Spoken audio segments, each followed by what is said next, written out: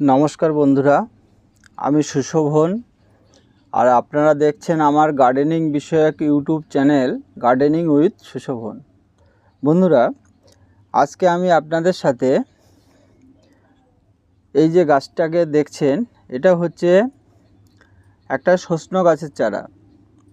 কিন্তু এইটা হচ্ছে যে নর্মাল বা সাধারণ সজনে গাছ, যেগুলো আমরা গ্রাম অঞ্চলে অনেকের বাড়িতে চাষ করতে দেখি, সেটা কিন্তু এটা নয়।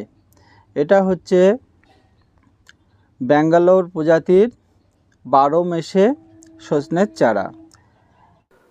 বন্ধুরা, 1 মাস পরে দেখুন সজনে গাছটা কত বড় হয়ে গেছে এবং গাছটা কিন্তু সম্পূর্ণ লেগে গেছে মাটিতে।